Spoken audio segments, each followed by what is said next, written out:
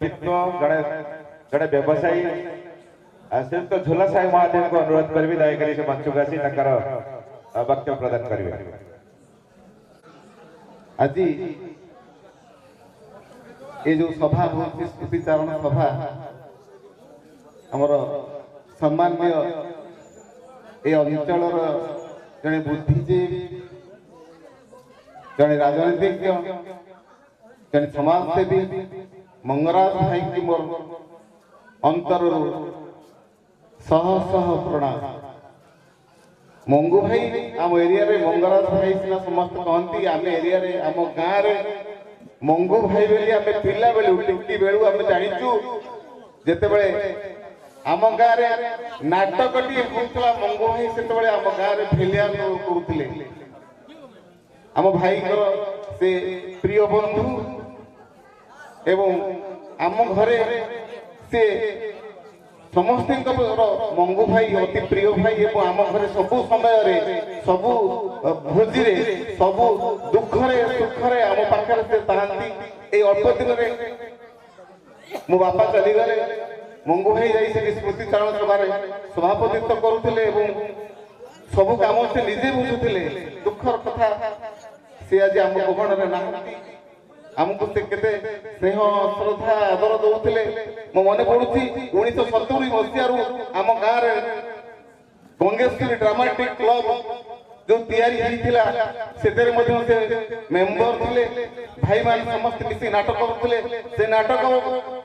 area रे गोटे भल नाटक बोली परिचित होता केते बही से करिसंती दुख नदी रती बुलिया किए नहीं गला कहा किए जानी एमती हम अनेक नाटक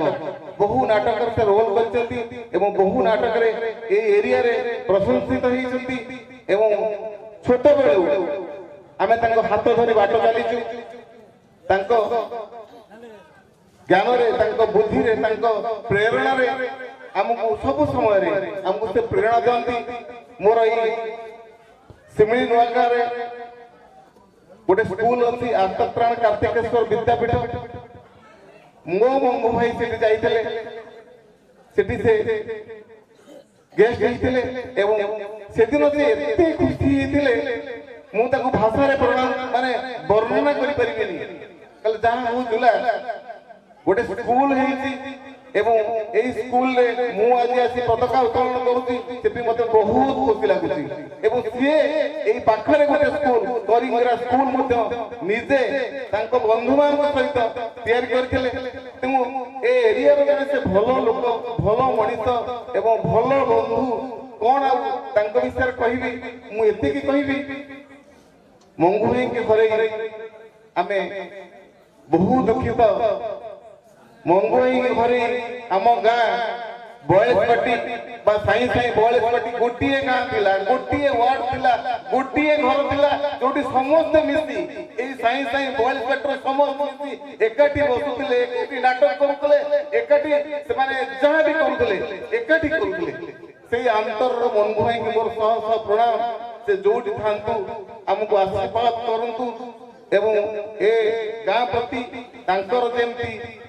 आदर थिला ए गाँ माटी पे तांकर जेति आग्रह थिला ए गाँ को आगु को नबारे तांकर जेमती